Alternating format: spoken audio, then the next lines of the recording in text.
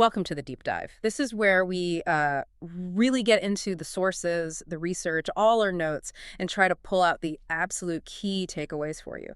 The idea is to help you get genuinely well-informed, fast, but also, thoroughly. That's the goal. And today, wow, we are diving into what has to be one of the world's most baffling, frustrating, definitely captivating books. Oh, absolutely. Think about it. You've got this ancient manuscript, hundreds of years old. Its pages, made of vellum, are filled with these really curious illustrations, plants you won't find anywhere on Earth, weird celestial charts unlike anything in known astronomy. And then the script. And page after page written in a script nobody recognizes. It's often called the book nobody can read, a total enigma. It's fascinated scholars, code breakers, even top cryptographers from World War II couldn't crack it, and, well, the public for centuries. We are talking, of course, about the Voynich Manuscript, the VM, as it's often called. And our mission today, really, is to give you a solid, comprehensive understanding of this whole enduring enigma. We're going to look at the physical object itself, what it's made of. Yeah, the nuts and bolts. Then delve into what's actually inside. The drawings, the sections. We'll trace its really murky history, its journey through time. The provenance puzzle. Exactly. And look at the many, many attempts to figure out what it says. All to understand, well, the whole history of this mystery, where it came from, why it resists us so much. And we can actually kick things off with a really pivotal piece of science, a finding that just clears up a huge chunk of its past right away. Definitive radiocarbon dating. It tells us the Voynich Manuscript was made back in the early 15th century. Specifically between 1404 and 1438 CE. That window is pretty solid. That's huge. Because, doesn't that just instantly demolish some of the biggest, longest-held theories about where it came from? Oh, completely. Like the Roger Bacon idea, the 13th century philosopher. Exactly. That was a really popular one for a long time, championed by Voynich himself. But Bacon died, over 100 years before the vellum for this book was even prepared? So, yeah, Bacon's out. So the science gives us this solid fact. Early 15th century. Right. And that single fact immediately creates the core paradox, the real head-scratcher we'll keep circling back to in this deep dive. It's undeniably authentic as a medieval artifact. It is not a modern fake, we know that for sure. But it absolutely resists being deciphered. So the question isn't, is it a modern fake anymore? The question becomes, okay, if it's genuinely from the 1400s, why can't anyone read it? Could it be a medieval fake? A medieval fake, but why go to all that trouble back then? Exactly. If it was a medieval hoax, what possible reason could there be for such a monumental effort? The scale, the quality. It suggests something far more significant than just a prank or a simple scam. This is what elevates the Voynich from just a puzzle to, a profound historical and intellectual mystery. It forces us to think about the whole history, the intent behind it. Okay, so let's start there. With the artifact itself, this tangible enigma, what does it actually look like, feel like? What clues does the physical object give us? Well, fundamentally, it's a vellum codex. A codex is just an old word for a book, basically. And vellum means it's made from prepared animal skin. Calf skin? Mostly, yeah. High-quality calfskin parchment. Size-wise, it's currently about 225 by 160 millimeters. That's roughly, 8.8 by 6.3 inches. And about 5 centimeters, or 2 inches thick. So not enormous, but substantial. Definitely substantial. And think about the resources needed in the early 15th century. Our sources estimate it required at least 14 or 15 entire calfskins. Wow. Yeah. Just the material cost alone would have been significant. Yeah. This wasn't some throwaway notebook. It was a serious investment, suggesting it was intended as a valuable, important object from the start. And it's got a fair number of pages, too, even now. It does. As it exists today, it has 240 pages, maybe 246, depending on how you count certain foldouts. These are organized into 18 quires. Quires being like signatures in modern books, folded sheets. Exactly. Gatherings of sheets folded together. But here's another wrinkle. Historical analysis suggests it was originally larger, probably around 272 pages across 20 quires. So pages are missing? Yes. Some pages were already missing by the time Wilfrid Voynich rediscovered it in the early 20th century. So even its physical structure is incomplete, adding another layer to the puzzle, another gap in its history. Okay, so how is it actually made? The ink, the colors, these details must offer some real clues about its authenticity, right? About that 15th century dating. Absolutely crucial clues. The text itself and the outlines for all those strange illustrations, they were done using a quill pen and iron gall ink. Which was common back then. Very common in medieval Europe. It's known for being quite durable. And importantly, a scientific analysis back in 2009 looked closely at the ink's composition. What did they find? They found significant amounts of carbon, iron, sulfur, potassium, calcium, plus some trace elements like copper, sometimes zinc, that chemical fingerprint. It's perfectly consistent with medieval iron gall ink recipes. So again, not modern. Definitely not.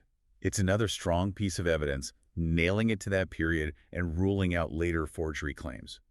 The materials tell a story consistent with the radiocarbon dating. That's fascinating. The ink itself is like a timestamp. It really is.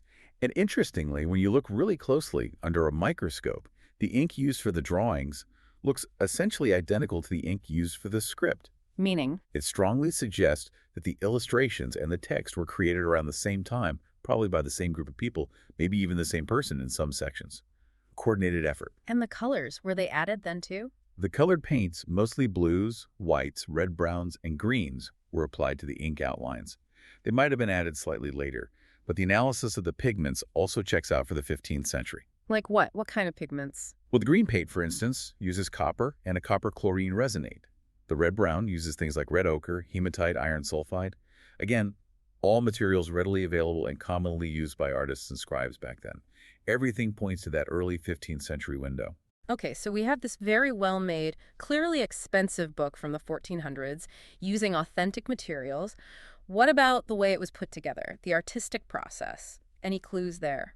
There are. One observation is that the drawings seem to have been done first. Then, the mysterious Voynich script was carefully written into the spaces left around the illustrations. Huh. So text follows art. Seems like it. Yeah. Suggests a very deliberate layout and process.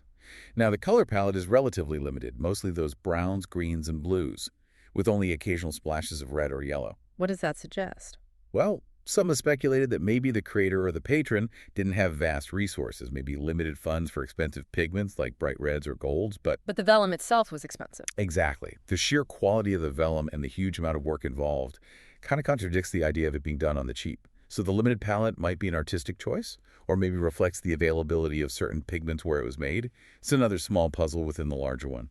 And speaking of where it was made, the artistic style itself gives hints about the location, right? That's a potentially huge piece of the puzzle for understanding its origins. A huge piece. While the overall style is often described as maybe provincial but lively, not super high-end courtly art, there are specific visual details that are incredibly telling. Like what? There's a tiny sketch, almost hidden in one of the foldouts, of a castle. And this castle has very distinctive swallowtail merlons, those notched battlements. Okay. That architectural feature was common on fortifications around Verona in northern Italy during that period. That's in Italy. Okay. Any other clues? Yes. Another drawing shows an archer, and he's wearing a hat that's characteristic of Florence, a Florentine hat. So Verona, Florence. It's pointing strongly to northern Italy. Very strongly. These specific, almost incidental details in the drawings are powerful indicators, helping to root this mysterious object not just in the early 15th century, but also in a plausible geographical place, northern Italy. That's a major step in tracing the whole history of this mystery. Okay, so we've covered the physical stuff, the vellum, the ink, the style, the Italian connection. But you mentioned the absolute linchpin for dating was the carbon dating. Let's just nail that down again. Right, the University of Arizona study in 2009. Game changer. They tested several different samples of the vellum from different parts of the manuscript. And the results. Consistent across the board. All pointed squarely to that period between 1404 and 1438 CE. It's not just a guess. It's robust scientific data. And as we said, this immediately just wipes out some really persistent theories. Utterly.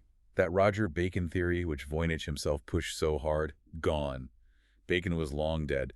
It also kills any idea that it's a 17th century fake or even a 20th century one, cooked up by Voynich himself, as some initially suspected. So the vellum is medieval, period. The book is an authentic artifact from the past. Authenticity confirmed, which again brings us right back to that massive paradox, especially when you think about the hoax idea. Right, because if it's really from the 1400s, why is it unreadable? Precisely.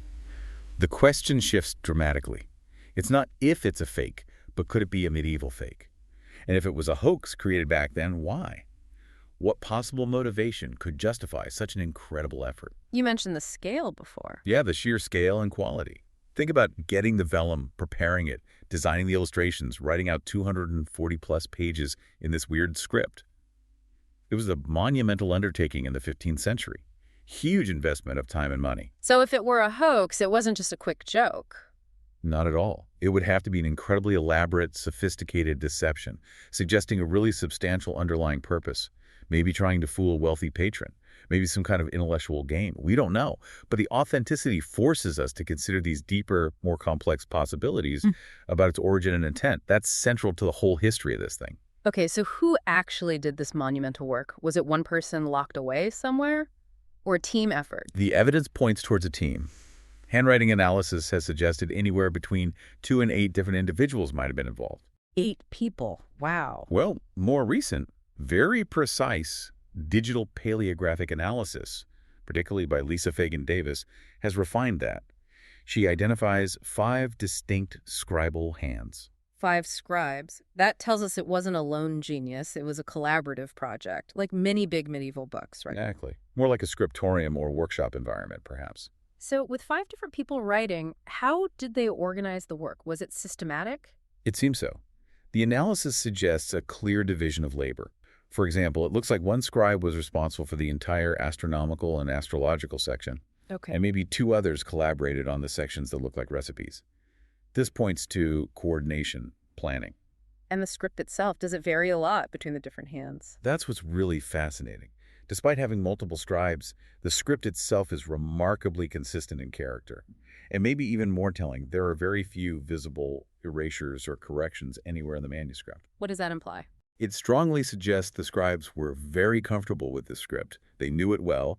They weren't figuring it out as they went, or painstakingly encoding things letter by letter, which would likely lead to more mistakes and corrections. So they were probably copying. That's the prevailing theory. Copying from an existing source or writing fluently in a system they understood intimately, not composing from scratch. That's a massive clue right there. They weren't inventing the text on the fly. And what about the book's structure? I read something about the pages maybe being out of order. Yes, that's another layer of complexity. Codicological analysis studying the physical structure of the book, how the pages are folded and sewn, suggests that many of the bifolios, the folded sheets that make up the quires, were likely reordered at some point, or maybe multiple points, during his history. So the sequence we see now might not be the original sequence. Very possibly not. Which, you can imagine, makes trying to follow any logical progression in the content even harder. Plus, you have those unique fold-out pages, especially in the astronomical and cosmological sections. They add structural complexity, too. So multiple scribes, potentially jumbled pages.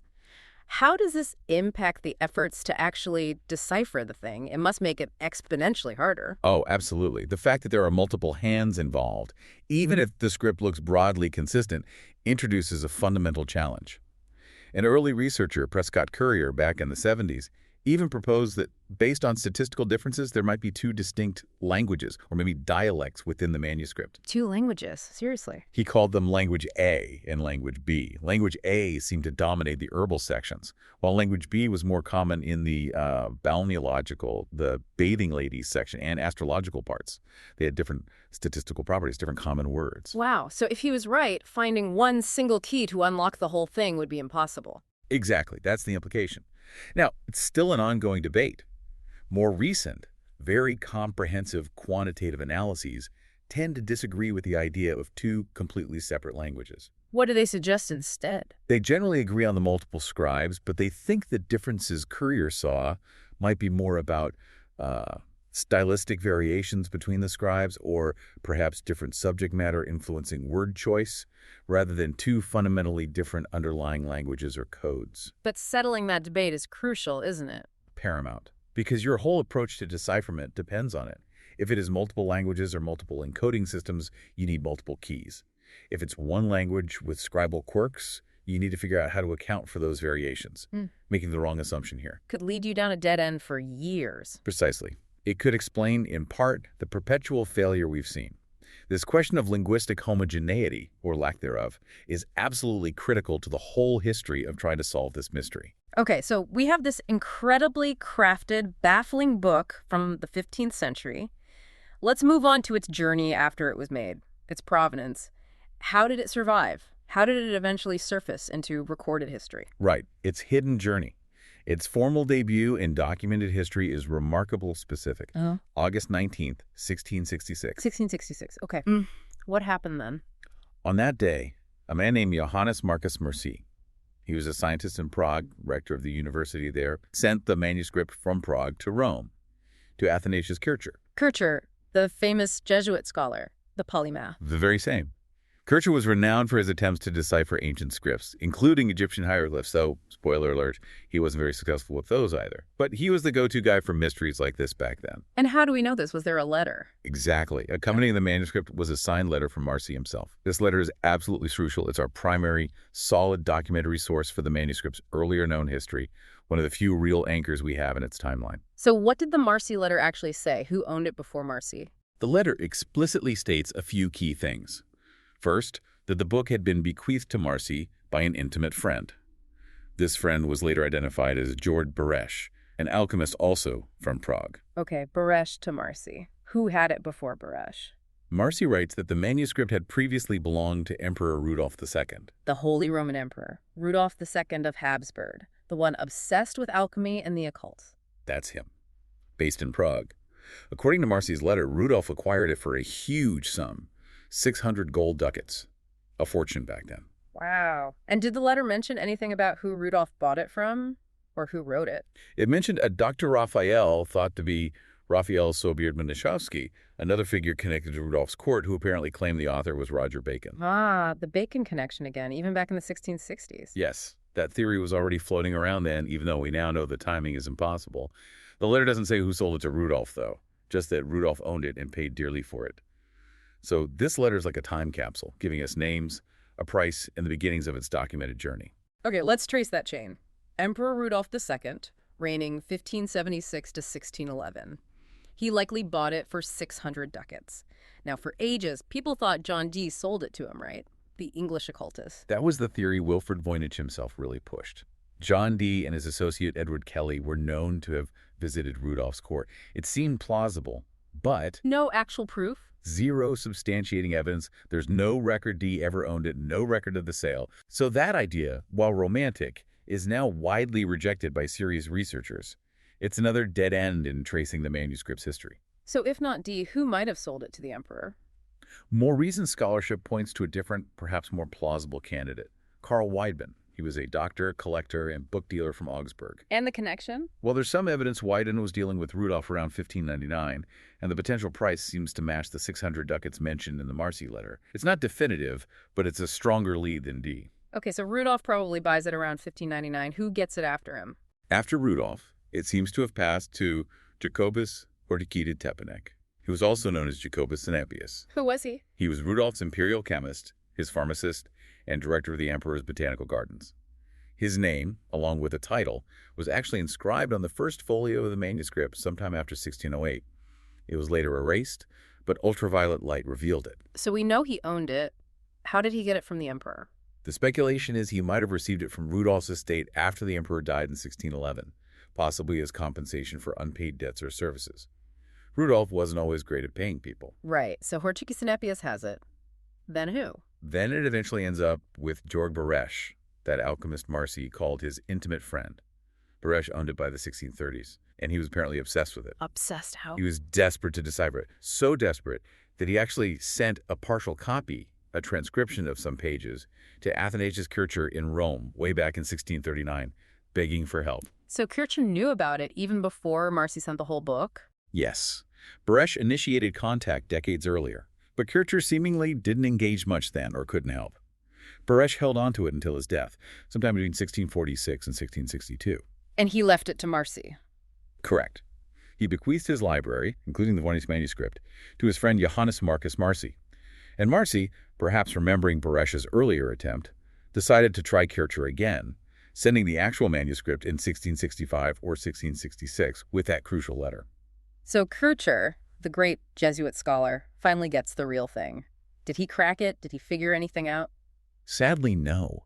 Despite his reputation and interest in cryptography and lost languages, Kircher seems to have made no headway at all. He apparently tried, but ultimately proved unsuccessful. And after Kircher failed, where did the manuscript go then? After Kircher's attempts, it seems the manuscript was simply absorbed into the library of the Collegium Romanum in Rome. which housed many of Kircher's papers and collections. Okay, so it enters this historical record with a bang, passes through some interesting hands, lands in a Jesuit library in Rome, and then what? Did it just vanish again? Pretty much. After Kircher's time in the late 17th century, the manuscript effectively disappears from any historical record for about 200 years. 2 whole centuries. Where was it? Just sitting in the library archives of the Collegium Romanum, it seems. It apparently survived some upheavals, like the confiscation of church properties in the 1870s, possibly by being transferred or hidden along with other valuable items. It remained largely unknown, out of sight, out of mind, until 1912. That's the modern rediscovery. And that's where Wilfred Voynich comes in, the man it's named after. Exactly. Wilfred M. Voynich, who is a Polish rare book dealer based in London and later New York, purchased it.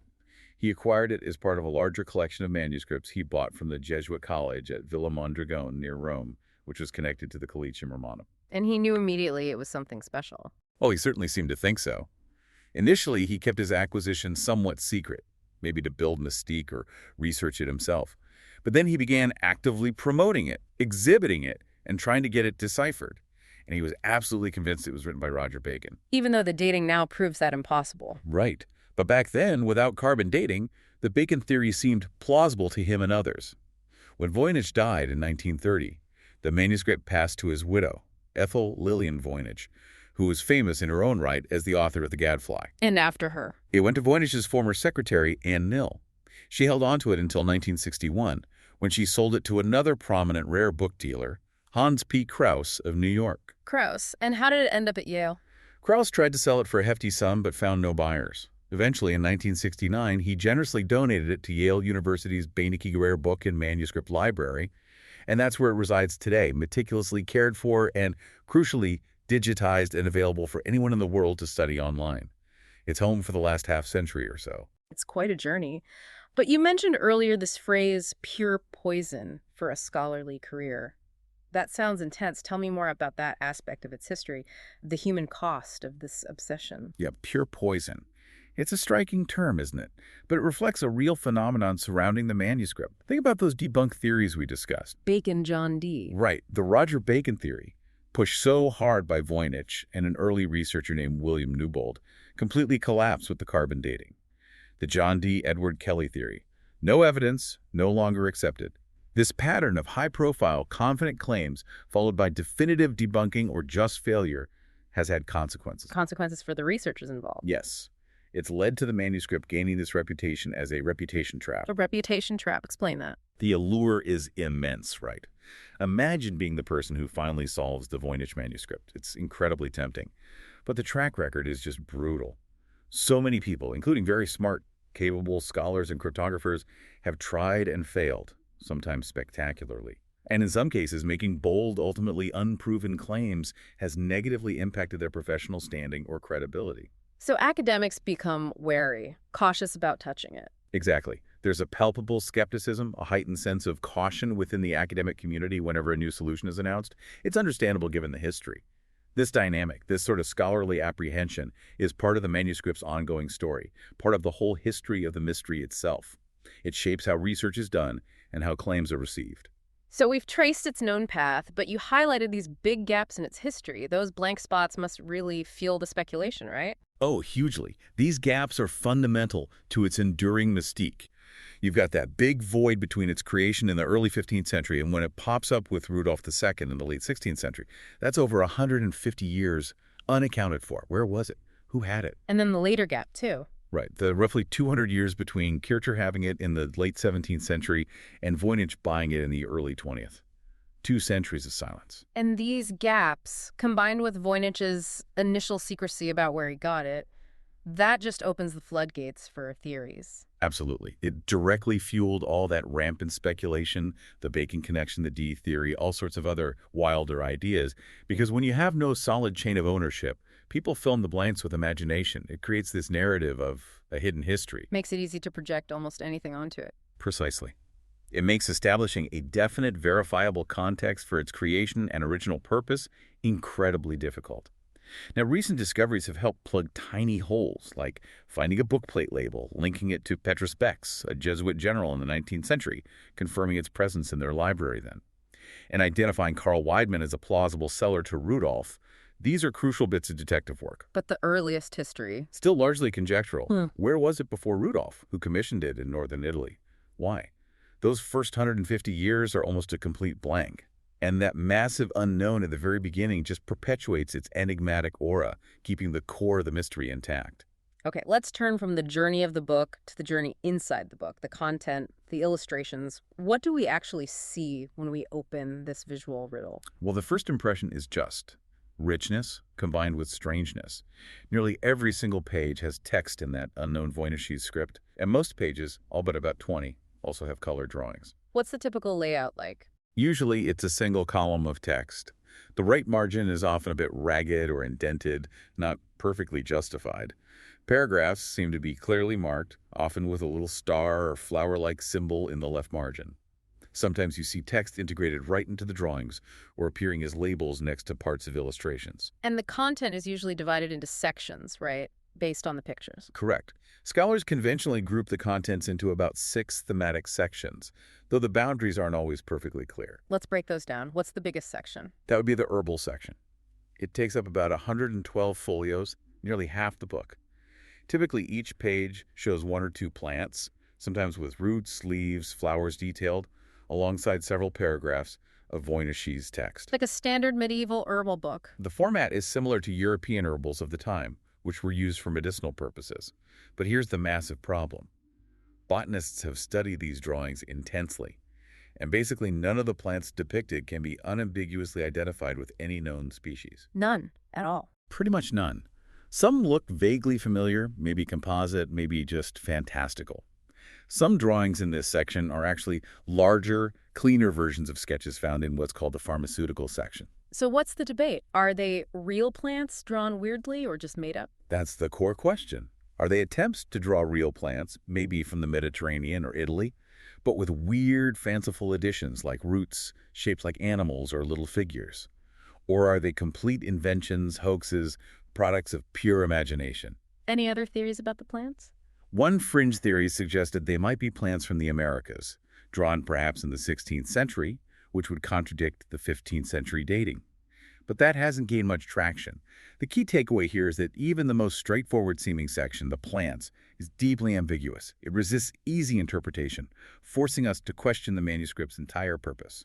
Is it practical, symbolic, deceptive?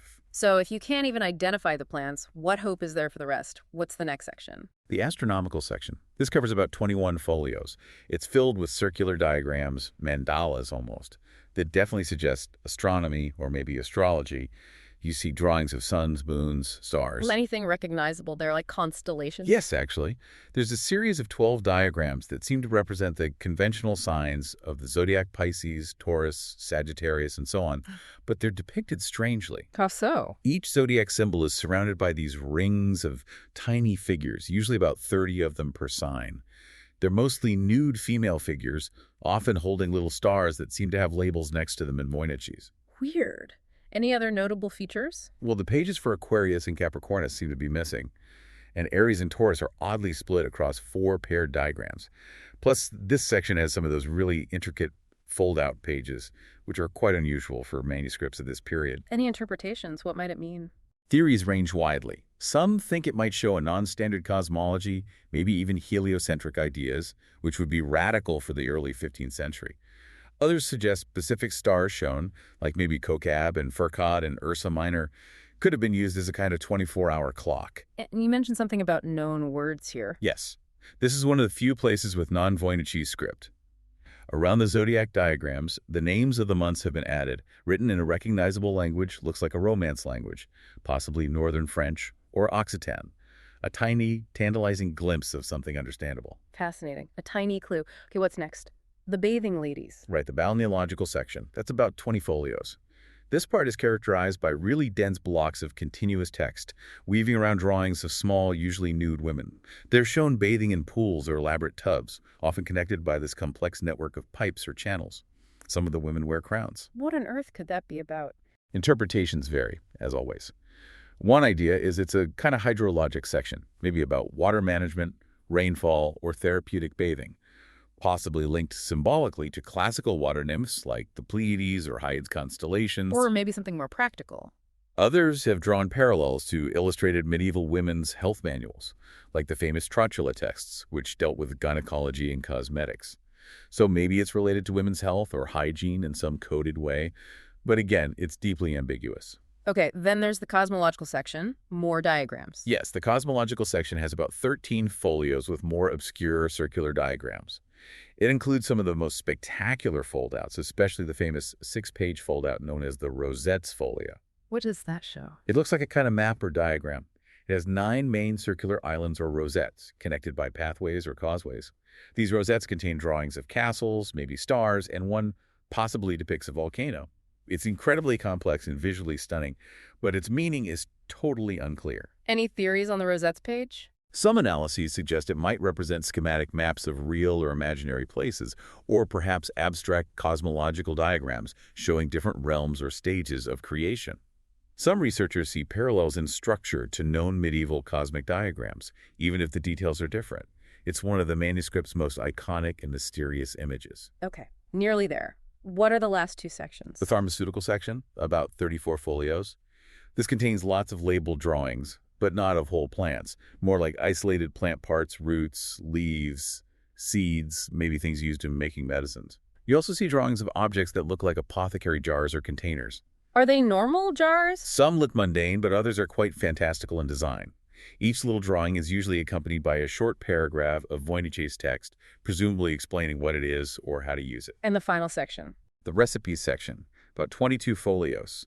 This part is almost entirely text. Full pages broken down into many short paragraphs, each one typically marked with one of those star or flower-like bullet points in the margin.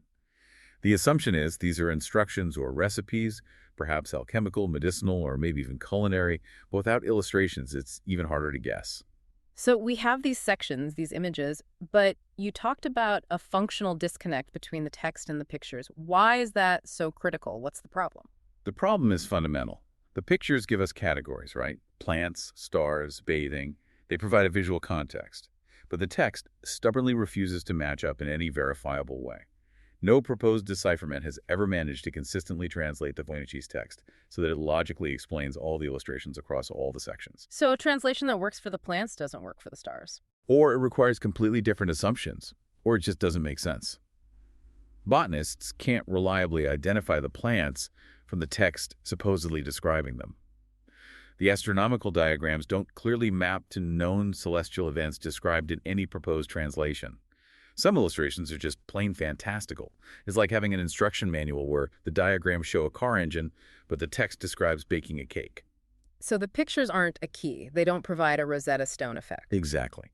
In many illustrated manuscripts, the pictures help you understand the text, and vice versa. Here, they seem disconnected. This suggests either the encoding is incredibly complex, maybe symbolic rather than literal, or the language is highly specialized. Or maybe the text isn't a direct description of the images at all. What about the labels? You mentioned labels on things. Don't they help? You'd think so, but analysis shows the labels attached to illustrations have very few repetitions. If the same plant part appeared multiple times, you might expect the same label, but that often doesn't happen. It further complicates using the pictures as a way into the text. Which leads back to this idea of pervasive ambiguity, that maybe the confusion is the point. It's a really compelling idea that this ambiguity might be intentional. The manuscript uses familiar formats, the herbal, the astronomical charts, which makes you expect it to be a certain kind of book. Yeah. But the content constantly defies that expectation. Unidentifiable plants, obscure diagrams. Right. And interpretations swing wildly. Are the bathing ladies about medicine or water nymphs? Is the Rosette folio a map or a cosmic diagram? This blend of the familiar with the utterly strange creates this pervasive sense of uncertainty. So a deliberate design choice. It could well be. Why? Maybe it was an intellectual puzzle for a select group. Maybe it was designed to protect secret knowledge, alchemical, medical, maybe even heretical from prying eyes or church authorities. Or maybe it's just a brilliant, sophisticated way to make a hoax look profound and meaningful. And this ambiguity is what makes it so hard to crack. Absolutely. Because you can't anchor any translation attempt to known facts or reality. If you can't even be sure what the pictures are, how can you verify if a supposed translation accurately describes them? This intentional obscurity, if that's what it is a key reason why the Voynich manuscript remains such a profound and enduring mystery. It actively resists being pinned down. Okay, let's focus now on the absolute heart of the Enigma, the script itself, Voynich's.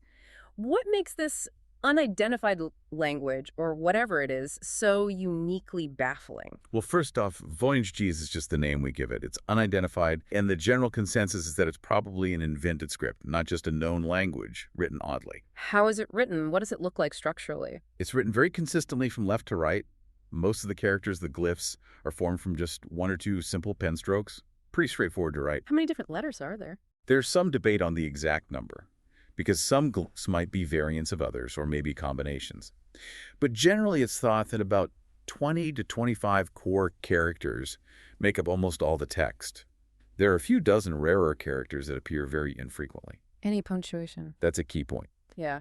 There's no obvious punctuation, like periods or commas that we'd recognize, which is a bit unusual for a lengthy text like this. And the way it's written, does it look like the scribes knew what they were doing? Yes, that's crucial. Analysts talk about the ductus, the speed, flow, and care of the writing. Voynich generally has a smooth, consistent flow.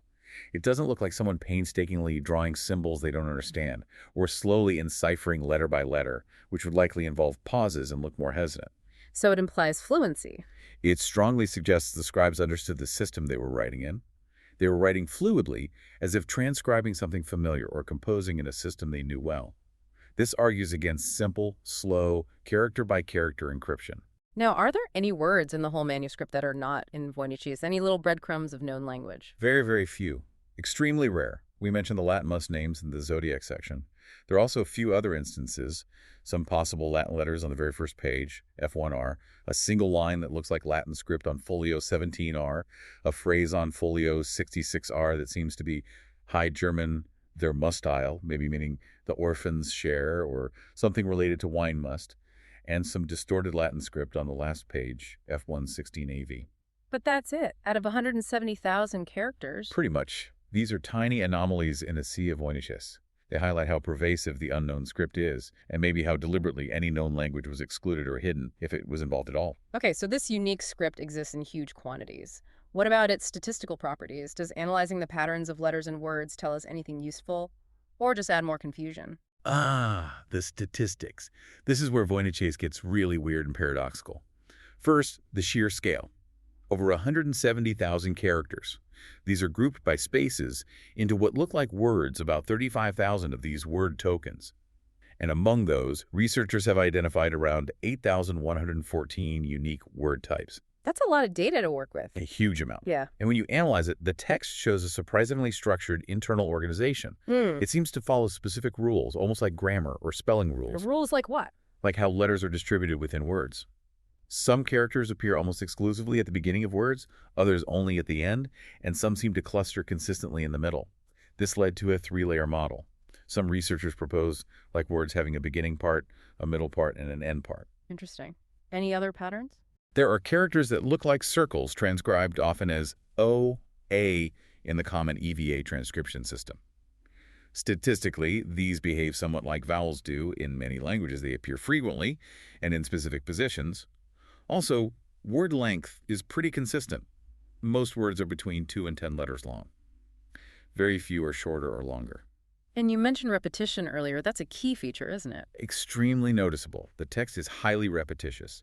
Some common words appear consecutively, like 2, 3, even up to 5 times in a row. And words that differ by only a single letter also appear very frequently, much more often than you'd expect by chance in a natural language. Some words are specific to sections, right? Yes, some vocabulary seems tied to the herbal section, other words to the astronomical section, etc. But there are also common words that appear throughout the entire manuscript. This mix of specific and general vocabulary is also something linguists look at. Okay, so with all these rules, patterns, repetitions, what's the verdict from modern statistical analysis? Does it look like a real language or not? This is the core paradox. Numerous sophisticated statistical analyses, like the work by Diego Amancio's team in 2014, have concluded that Voynich is mostly compatible with natural languages. And crucially, it's incompatible with random texts. It's not just gibberish. Compatible how? What specific linguistic laws does it follow? The most famous one is Zipf's law. This law describes how in any natural language the frequency of a word is inversely proportional to its rank in the frequency table. Basically, a few words are extremely common, like the A is in English, and most words are very rare. Voynich's word frequencies follow Zipf's law remarkably well. Which is strong evidence for meaning. Very strong. Randomly generated text doesn't follow Zipf's law like this. It also seems to follow other statistical laws found in human languages, like Heap's law, relating vocabulary size to text length, and brevity law, tendency for more frequent words to be shorter. This consistent alignment with statistical markers of real language is incredibly compelling, yet deeply frustrating. It looks mathematically like language. But there's always a but with the Voynich. You said it also has linguistically aberrant features. How can it be both? Exactly. Despite these striking similarities, it also behaves weirdly. One key measure is called entropy, specifically second-order entropy, H2, which looks at the predictability of the next character given the previous one. Natural languages have a certain level of unpredictability, H2 typically between 3 and 4. Voynich's has much lower entropy, H2 around 2. Meaning it's too predictable, too regular. In a way, yes. The sequence of characters is more constrained, more repetitive than you'd expect in a natural, flexible human language. It's like the patterns are a bit too rigid, too artificial. This low entropy is a major puzzle. Does it point to a code, an artificial language, or is it a byproduct of how it's generated if it's a hoax? So some stats look like language, others look weird. Any other oddities? Well, while some measures like word frequency distribution and morphological complexity, how words seem to be built up from smaller parts, show similarities to various language families. Semitic, Uranian, Germanic, Romance have all been suggested based on different metrics. Some researchers argue the opposite. They say these statistical regularities are actually too complex, too artificial, too perfect to have been produced naturally by humans writing language. So the stats themselves are used to argue for it being a hoax. Yes. Oh. Or perhaps generated by some kind of mechanical or stochastic process, meaning it might be structured but ultimately meaningless noise. The statistics are profoundly contradictory. So this is the mimicry of language paradox. It walks like a language, quacks like a language, statistically speaking. But we can't read it as one. That nailed it. That's the most profound contradiction. It consistently shows statistical hallmarks of genuine linguistic structure, yet it has utterly resisted every single attempt at decipherment using methods that should work on languages or simple codes exhibiting those properties. It behaves like a language, displaying its superficial patterns, but it is not readable as one in any conventional sense. What could possibly explain that? That characteristic could imply several things, maybe an incredibly complex, multi-layered code unlike anything known from that era, maybe meticulously constructed artificial language, a conlang, with unique grammatical rules we haven't figured out, or maybe a highly sophisticated hoax, specifically designed to mimic linguistic patterns convincingly, precisely to fool statistical analysis. And this mimicry is why code breakers get so frustrated. Exactly, because traditional code-breaking techniques, like frequency analysis, rely on exploiting those very statistical patterns. But here, the patterns seem to lead nowhere, or they're misleading. It forces researchers to wonder if the apparent language itself is the trick, the primary layer of deception, rather than just the script being a cipher for a normal language. That low entropy, that slight artificiality, might be the key, pointing towards something designed to be plausible yet impenetrable. It's a unique challenge in the whole history of cryptography. And as if that wasn't enough, we have the language A versus language B thing again. Let's revisit that quickly. Why is that distinction, or lack thereof, so important? Right. Prescott Currier's observation from 1976, he noticed that different sections of the book seemed to have statistically different vocabularies and patterns. He proposed language A, mostly herbal pharma, and language B, bathing, astro, some herbal. Which, if true, would mean looking for two different solutions. Potentially, yes. Or two different dialects, or two different topics affecting word use so much they look distinct statistically is a major finding. But it's debated now. It is. More recent, larger-scale computational analyses tend to argue against two fundamentally distinct languages. While they confirm Currier's finding of multiple scribal hands, they often conclude the statistical differences are more likely due to, say, different scribes having slightly different habits, or simply the subject matter changing drastically between sections rather than two separate underlying linguistic systems. But why does resolving this matter so much? It's absolutely paramount for any decipherment attempt. If there really are distinct languages or encoding methods tied to different sections or scribes, then trying to apply one single decryption key across the entire manuscript is doomed to fail. You'd need multiple keys or approaches. And if it's just one language with variations? Then the challenge shifts. You need to understand and account for those stylistic variations between scribes or sections. You need to figure out what's core Voynichese and what's just individual scribal noise or topic-specific jargon. Making the wrong assumption here, assuming it's one system when it's two, or vice versa, is a recipe for, well, the perpetual failure that has characterized Voynich research. It's a foundational question for anyone trying to finally crack this code. It really has earned its title, The Book Nobody Can Read. Let's shift now to the history of trying to read it. The decipherment attempts. A century of frustration, really. Or centuries, if you count Baresch and Kircher back in the 1600s. Ugh. But yes, especially since Voynich brought it to light in 1912, it's been subjected to countless decipherment attempts. Any successes? Any verified breakthroughs at all? Zero. Despite immense effort from amateurs, linguists, historians, and significantly professional cryptographers, including, as we mentioned, members of the teams that broke German and Japanese codes in World War II, no one has demonstrably deciphered the text. None of the proposed solutions or hypotheses have been independently verified or widely accepted by the scholarly community. This consistent, unbroken chain of failure is, in itself, a central part of the Voynich story, a key feature of its enduring mystery. So let's systematically look at the main theories about what Voynich's actually is. We've touched on these, but let's lay out the arguments for and against each category of attempt. First up, the natural language hypothesis. Right. This covers theories that Voynich represents an actual human language. Maybe it's an unknown or poorly documented natural language from the 15th century or earlier, perhaps written in a unique script. Or maybe it's an early attempt at a constructed language, a conlang. What supports this idea? The main arguments are those statistical properties we discussed, conforming to Zipf's law, Heap's law, etc., which strongly suggest linguistic structure. Also, the fluency of the writing, suggesting the scribes know it, and the presence of multiple scribes could imply a shared learned language system. Some analyses also point to statistical similarities, however faint, with certain language families. And the arguments against it being a natural language. Well, the biggest one is simply that nobody's been able to read it. If it were a known language family, even encrypted simply, you'd expect some progress. Then there are those aberrant features, like the low entropy, the high repetition, and the fact that no known language or dialect from 15th century Europe or anywhere else seems to match. Plus, the proposed translations, based on natural language theories, often contradict each other wildly and tend to rely on very speculative interpretations. Okay, next category. The cipher code hypothesis. The idea that it's just a known language, like Latin or Italian, but encrypted. This is a common approach. The idea is that the Voynich script is a substitution or transposition cipher, hiding a plaintext message in a language common at the time and place, like Latin or maybe an Italian dialect. What supports the cipher idea? The highly structured nature of Voynich's words, with those specific character positions, could certainly point to an artificial system like a code. The perceived need for secrecy in the 15th century, maybe for alchemical or political reasons, would provide a motive. And some researchers have claimed to find patterns consistent with certain types of ciphers. But strong arguments against this, too. Yeah, very strong.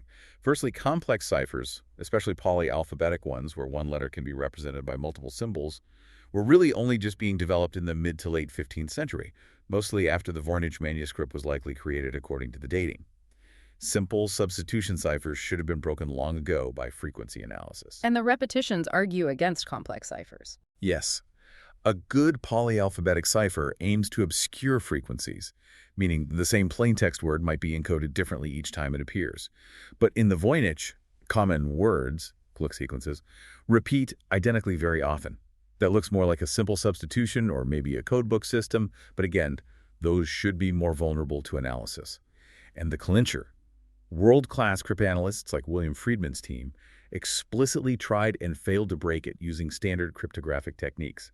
That's a massive red flag for the straightforward cipher hypothesis. Which leads us to the hoax hypothesis. Maybe it means nothing at all. This theory suggests the entire manuscript, or at least the text, is a deliberate fabrication with no actual meaning, designed purely to deceive or impress. What's the evidence for it being a hoax? Gordon Rugg's work in the early 2000s was influential here. He showed how using simple tools available in the medieval period, like a cardant grill, a template with holes overlaid on tables of syllables, could generate large amounts of text that mimicked the statistical properties of Voynich's surprisingly well. He argued a single hoaxer could potentially generate the entire text in just a few months. This countered the argument that the sheer volume made a hoax impractical. Any other points for the hoax theory? The historical context, there were known instances of alchemical or antiquarian forgeries created to fool wealthy patrons like Rudolph II. The inherent unreadability itself could be seen as evidence. Maybe it's unreadable because there's nothing to read. It could just be meaningless filler designed to look impressive. But the arguments against it being a hoax. The main one is the dating. Carbon dating proves it's not a modern hoax. So if it's a hoax, it's a medieval one. And as we discussed, the sheer effort and expense involved in producing such a high-quality vellum manuscript in the 15th century seems disproportionate for a simple hoax, suggesting a more significant purpose. Also, the internal consistency of the script, its complex-looking rules, seem very elaborate for a mere fabrication. And some argue there are subtle signs of wear or usage, suggesting it might have been treated as a functional book, not just a meaningless prop. So if it's a hoax, it's an incredibly sophisticated and resource-intensive medieval one. What about hiding a message within the meaningless text, steganography or a null cipher? Right. Steganography is hiding information in plain sight. A null cipher means most of the visible text is junk, and the real message is formed by, say, the first letter of each word, or specific letters marked subtly. Didn't William Newbold try this early on? He did. His early 20th century theory proposed that tiny markings, visible only under magnification within the main Voynich's letters, formed a second layer of text based on ancient Greek shorthand. He claimed this revealed Roger Bacon as the author and contained amazing scientific secrets. Sounds amazing, but it didn't hold up. Widely dismissed. Critics showed his method was incredibly subjective, allowing him to basically construct any message he wanted by picking and choosing micromarkings. And the markings themselves were later identified primarily as natural cracks in the old ink as it dried on the vellum pareidolia, seeing patterns where none exist. Other steganographic methods, like using a Cardan grill to pick out letters from the Voynich's text, seem unlikely given the text's somewhat irregular layout. So while possible in theory, no convincing steganographic method has been demonstrated. Okay, one last category. The constructed language, conlang hypothesis. Someone just made up this language. This suggests Voynich's isn't a code for a known language, but an entirely artificial language created from scratch, with its own vocabulary and grammar. What supports the conlang idea? The unique script, obviously. And those peculiar linguistic patterns. The low entropy, the strict word structure that resemble natural language in some ways but deviates significantly in others. This fits the profile of something deliberately constructed. William Friedman, the famous cryptographer, ultimately leaned towards this conclusion after decades of failure with code breaking. It might be an early attempt to construct an artificial or universal language. What argues against it being a conlang? Well, known historical conlangs from before the modern era, like Hildegard von Bingen's lingua ignota or John Dee's Enochian, tended to be heavily based on existing languages, mostly just inventing new words but using familiar grammar. Voynich's seems far more alien if it's a language at all. Right. Creating a completely isolated, fully formed artificial language in the early 15th century would be an extraordinary intellectual feat, almost unprecedented. And there's no external evidence of such a language or similar scripts existing from that period. So it's a plausible theory, but difficult to prove without decipherment. Let's quickly recap some of those key failed attempts we mentioned and why they failed. Newbold, 1921. Claimed a micrographic cipher, revealing Roger Bacon. Dismissed for subjective methods, misinterpreting ink cracking, basically reading meaning into random noise. William F. Friedman, 1940s-60s, The Pro. Led the main U.S. government-backed study group for decades. Despite immense expertise, they eventually gave up. Friedman's final, somewhat despairing conclusion was that it was likely an artificial language or maybe code words, essentially deeming it unbreakable by conventional cryptographic means. His failure speaks volumes. More recently, Gerard Cheshire in 2019. Proposed it was proto-romance, linked to the Cathars. His paper was published, then swiftly retracted amidst widespread criticism from linguists and medievalists. He was accused of lacking rigorous methodology, basically creating an imaginary language, finding patterns that weren't statistically sound, ignoring contradictory evidence like missing common Romance letters, and making arbitrary choices about word boundaries, almost universally rejected. And Elisa Gladyseva, 2019-2020. She proposed medieval Galician language using a complex mix of ciphers, including polyalphabetic, keyed to the plant lavandula. Criticized partly because polyalphabetic ciphers are generally considered a later invention, post-1467, than the manuscript's vellum, pre-1438. also face scrutiny over the linguistic basis and the claim scale of success. Like others, hasn't achieved broad acceptance or verification. It sounds like there's a real issue with what you called the unfalsifiable claim dilemma. People propose solutions that can't really be proven wrong. That's a huge problem in Voynich studies. Many proposed decipherments rely heavily on subjective interpretation, or they only work on tiny fragments of the text, or the proposed system is so complex and requires so many ad hoc adjustments that it's impossible for others to independently replicate or verify it. How does that work? Often, a decipherer might propose a system, translate a small bit, find it works, but then when they try to apply it to a new piece of text, it doesn't fit. If they then have to tweak their system or make new assumptions just to make the new bit fit, that's usually a sign the system isn't real, it's being forced. Claims based on systems that are too complicated or only apply to selected snippets often fall into this trap. It makes it very hard for the academic community to build on research or definitively rule things out, which just perpetuates the cycle of speculation and, well, the mystery. So if human efforts, even by experts, keep hitting this wall, what about computers? AI, machine learning, is that the new hope? The final frontier? It certainly represents a new and powerful set of tools being applied to the manuscript. Researchers are using sophisticated computational methods, advanced statistical analysis way beyond simple frequency counts, techniques from complex network theory to map word relationships, machine learning algorithms to probe the text structure. What kind of technique? Things like analyzing first-order statistics, letter frequencies, higher-order statistics, common letter pairs, triplets, measuring network properties of how words connect to each other, looking at concepts like intermittency, which studies bursty patterns in data, trying to find hidden structures that manual analysis might miss. And have these computational approaches yielded anything? Have machines cracked it? They've definitely yielded interesting findings. AI tools have confirmed many of the statistical peculiarities we've discussed, like the similarity to natural languages in some ways, ZIF, and the strangeness in others, low entropy. They've identified potential patterns and structures invisible to the naked eye, but none have yet produced a coherent translation. Why not? If AI can translate modern languages, why not Voynich's? Several challenges.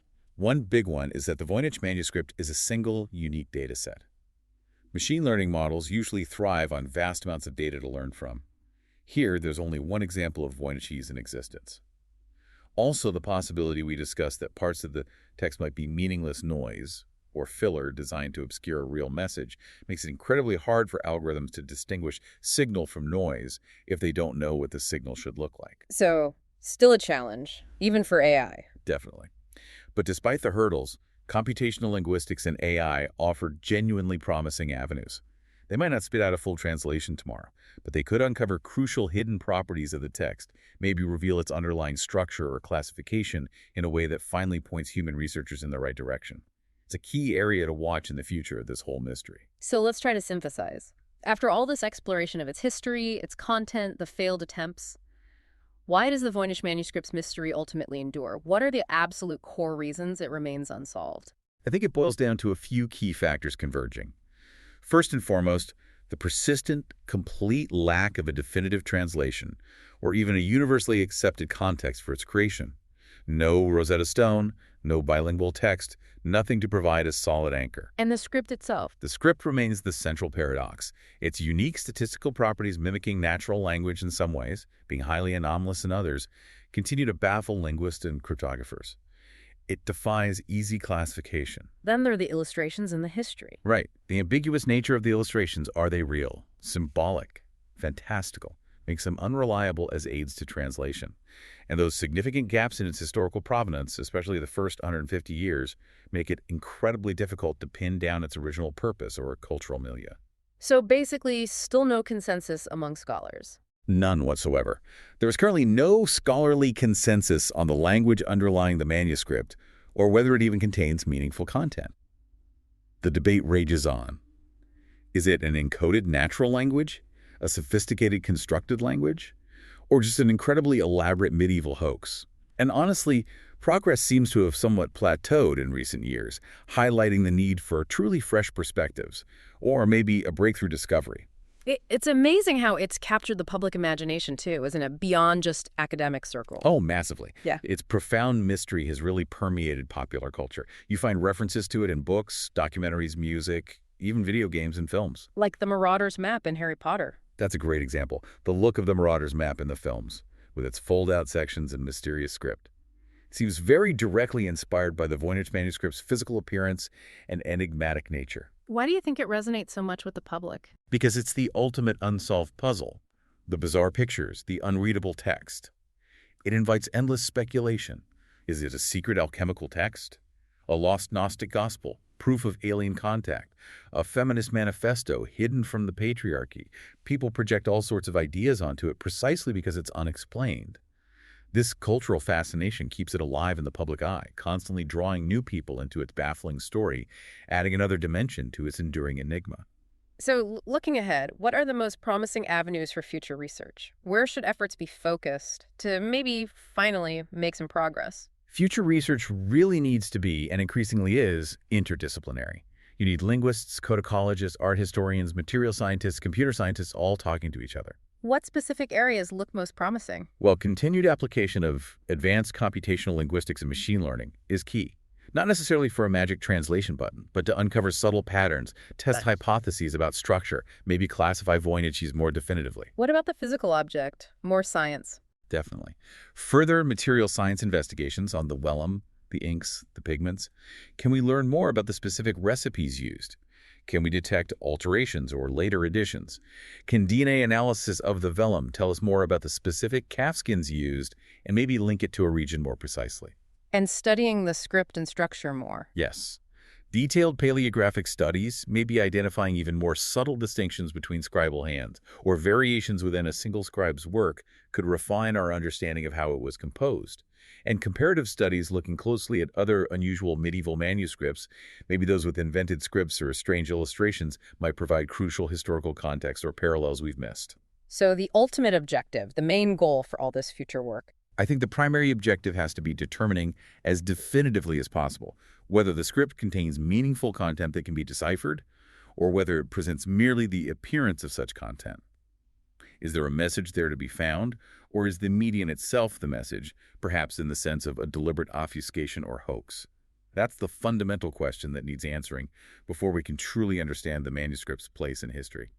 Okay, as we wrap up this deep dive, it's just undeniable. The Voynich manuscript is this unique testament, isn't it, to human ingenuity, perhaps, but definitely to the enduring power of a really good unsolved mystery. Absolutely. Its physical reality, that solid 15th century dating, just makes the whole thing more mysterious, not less.